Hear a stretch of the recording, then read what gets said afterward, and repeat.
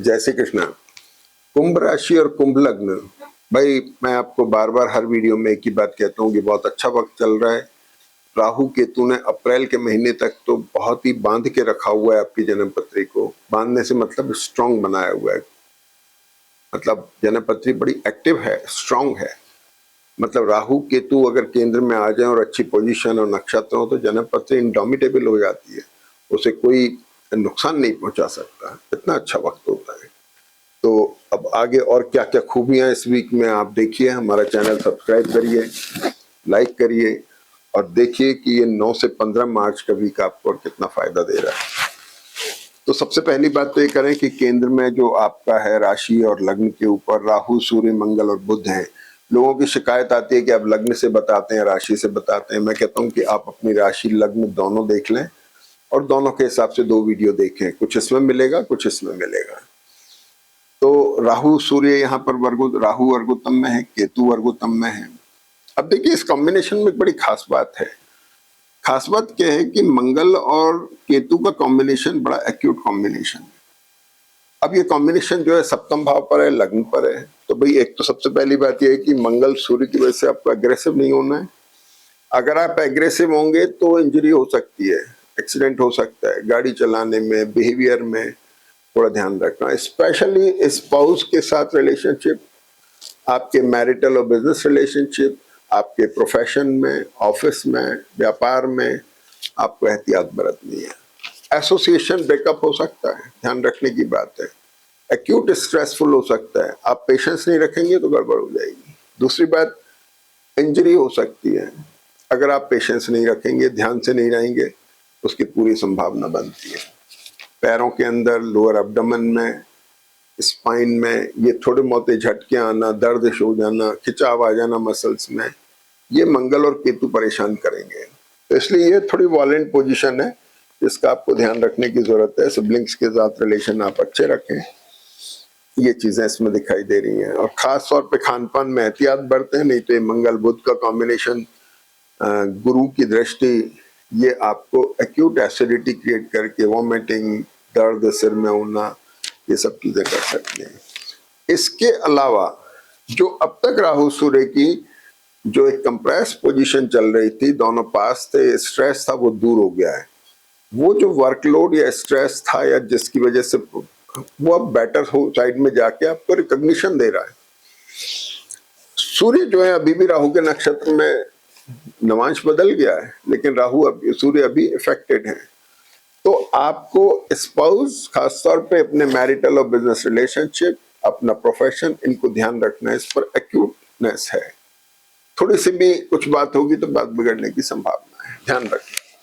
Profession के लिए बहुत अच्छा है, अच्छी अपॉर्चुनिटी आपको आएंगी, बहुत बेटर साइड में जाएगा।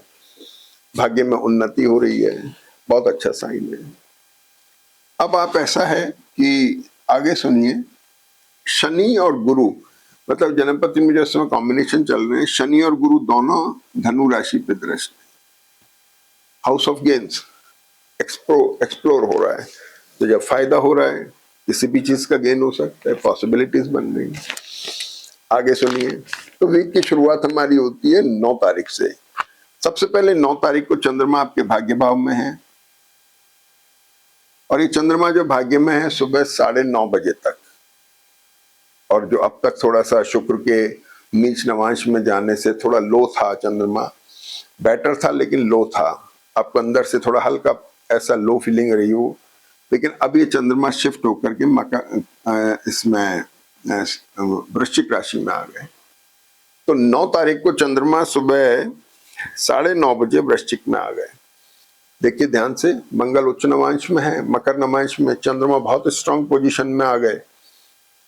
प्रोफेशनल बदलाव दे रहे हैं, कामकाज में, व्यापार में, नौकरी में कुछ बदलाव के संकेत हैं।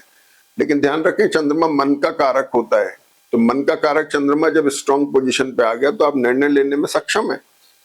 चाहे आपको बदलाव का निर्णय लेना है, चाहे स्टेबिलिटी का निर्णय लेना है, आप निर्णय लेने में सक्षम है। और चंद्रमा जहां होते हैं, जहां दृष्ट होते हैं, वहां के लिए कंसर्न डेवलप कर देते हैं। तो आपका चंद्रमा दशम में गया, कामकाज को लेके, प्रोफेशन को लेके, नौकरी को लेके आप कंसर्न हो रहे हैं, बदलाव हो, चाहे उसमें स्टेबिलिटी हो, जो भी है। दूसरा एसेट को लेकर के आपके अंदर एक कंसर्न दिख रहा है, ये बात हुई। सूर्य जो मंगल जो है सूर्य के साथ में है, रिकॉग्निशन दे रहे हैं, काम का प्रेशर लगातार बना हुआ है, इसमें कोई दो राय नहीं है, थोड़ा केयरफुल रहने की जरूरत है। और चंद्रमा फिर इसके बाद में 10 तारीख को जो शुक्र नीच नमांश में थे, ये थोड़ा तुला नमांश में आ गए, तो योग कारक शुक्र अब सुधर गए। पहले नीच नमांश में थे, जन्मपत्री को थोड़ा लो फाइड में, अब बेटर हो गए। तो 10 तारीख के बाद से शुक्र तुला नमांश में गए, तो उससे जन्मपत्री थोड़ी बेटर साइड में आई, स्ट्रेंथ आ गई इसमें। और चंद्रमा 12 बजे से लेकर के शाम को 7 बजे तक वर्गोत्तम में आ गए 10 तारीख को। तो चंद्रमा यहाँ पर वर्गोत्तम में जाके और भी ज्यादा अच्छे सक्षम हो गए, जो निर्णय लेने की स्थिति में है, माइंड को स्टेबल कर दिया। भाई देखिए, दिमाग इस शरीर का एक ड्राइवर है, ये शरीर एक गाड़ी है, दिमाग उसका ड्राइवर है। अगर ड्राइवर बैलेंस है तो टूटी फूटी गाड़ी को भी मुकाम पे पहुंचा देगा, और अगर मान लीजिए ड्राइवर ठीक नहीं है तो बहुत अच्छी सुंदर गाड़ी को भी गड्ढे में पटक देगा। तो चंद्रमा का स्ट्रांग होना बहुत जरूरी है आपकी तरक्की के लिए, वो यहाँ स्ट्रांग हो रहे हैं। अगली बात, अब देखिए 10 तारीख को एक घटना और हुई कि बुध राहु के ही नक्षत्र में आ गए। बुध आपके 8th लॉर्ड हो गए और 5th लॉर्ड हो गए। फिर माइंड स्ट्रेंथ बनी, सक्षम हुए, बच्चों को लेके कंसर्न डेवलप हो गई, और एसेट की तरफ आपका माइंड सेट जा रहा है, कुछ खरीदने की तरफ जा रहा है, एसेट क्रिएट करने, पेरेंटल एसेट को लेकर के भी डेवलपमेंट्स आ सकते हैं। सबसे इंपॉर्टेंट चीज 11 मार्च को हुई, तो कई दिनों से जो गुरु वक्री चल रहे थे अब वो मार्गी हो जाते हैं, सारी उधेड़बुन खत्म, mind set stable.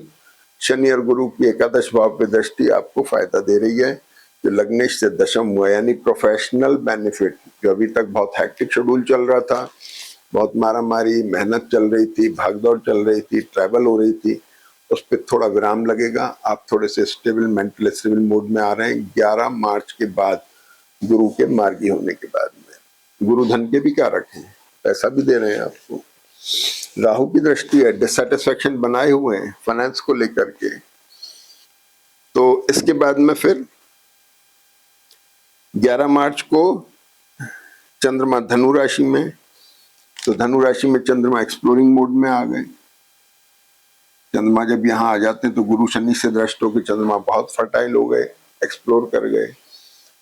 Asset gain हो रहा है, लेकिन लाइबिलिटीज भी बढ़ती दिख रही है, ध्यान रखने की जरूरत है, लेकिन चंद्रमा बहुत अच्छी पोजीशन पे है। इसके बाद में 12 तारीख को मंगल कुंभ में वर्गोत्तम में है। अब 12 तारीख को मंगल कुंभ में हो गए, जो आपका दशमेश है। प्रोफेशन को लेकर के बड़े महत्वपूर्ण निर्णय आप ले रहे हैं, बदलाव है तो बदलने का अच्छा होगा, जो फायदेमंद बदलाव होगा। और अगर वर्क काम में जहां पर भी है वहां आपको काम की रिकॉग्निशन मिल रही है, ये पोजीशन इसमें बन रही है। अब शुक्र जो है वृश्चिक नमांश में गए, और 14 तारीख को चंद्रमा धनु में वर्गोत्तम में, 9:30 बजे तक यहाँ वर्गोत्तम में है 14 तारीख को, और इसके बाद 14 को बदल के मकर में आ गए। तो सॉरी, चंद्रमा मकर में आके 6ठे भाव पे दृष्ट हैं। डेट्स, डिसीज और एनिमीज के कारक हैं, उसको लेके कंसर्न डेवलप हो रही है, लाइबिलिटीज को लेके कंसर्न डेवलप हो रही है, ये बड़ा इंपॉर्टेंट है। और शनि और चंद्रमा ने इस पूरे कॉम्बिनेशन को, जिसमें गुरु की दृष्टि है, थोड़ा रीडिफाइनिंग मोड में डाल दिया है। दोबारा से कई चीजें हैं डिफाइन होंगी, प्रोफेशन का पार्ट हो गया, फाइनेंस का हो गया, बच्चों को लेके हो गया, माइंडसेट आपका कैसा, काम धाम को लेकर के सब चीजें हैं। तो राहु और गुरु थोड़ा सा गैस्ट्रिक प्रॉब्लम और इनका कॉम्बिनेशन है। मंगल की दृष्टि जो है अष्टम पर, ये भी उसकी दृष्टि है। और मंगल और शनि यहाँ पर इस कन्या राशि को थोड़ा स्ट्रेस में लाते हैं। आपकी विदेश से संबंधित कोई काम है, विदेश यात्रा हो सकती है, ट्रैवल हो सकती है, एसेट गेन हो सकते हैं, ये सारी चीजें इसमें दिखाई दे रही है। लग्जरी प्रॉन चीजों की एसेट गेन हो सकती है। तो ये चंद्रमा की स्थिति हो गई। और 14 तारीख को जो चंद्रमा मकर राशि में वर्गोत्तम में है, 9, 9:30 से लेके शाम को 4 बजे तक, जिसे आप किसी अच्छे टाई अप में, बिजनेस मीटिंग्स में, शुरुआत में काम में ले सकते हैं। और 14 तारीख को ही बुध कुंभ राशि में वक्री है, वर्गोत्तम में है। ये और भी ज्यादा इंपॉर्टेंट पोजीशन हो गई। तो राहु मंगल बुध तीनों वर्गोत्तम में है, बुध आपका 5th लॉर्ड होके वर्गोत्तम में है। भाई अब इससे ज्यादा अच्छी चीज क्या चाहिए। फायदा उठाइए। आप एक्टिव नहीं होंगे तो सोते रह जाएंगे। जैसे मान लीजिए बहुत अच्छे ग्रह रात में आए, आप सोते रह जाते हैं, कोई फायदा नहीं होता। उसी तरह अगर दिन में भी आप सोते रह गए, कोई फायदा नहीं होने वाला है। ध्यान रखिएगा। और इसके बाद में फिर 15 तारीख को सूर्य मीन राशि में आ गए। सूर्य जैसे यहाँ पर शिफ्ट हो जाते हैं तो सारा स्ट्रेस खत्म हो जाता है। ये 3 ग्रह यहाँ रह जाते हैं और ये 3 ग्रह बड़े इंपॉर्टेंट हैं जो आपको मजबूती दे रहे हैं आपके मैरिट और बिजनेस रिलेशनशिप को लेके। लेकिन मंगल केतु की जो एक्यूटनेस है, इससे अपने को भी बचे रहना है।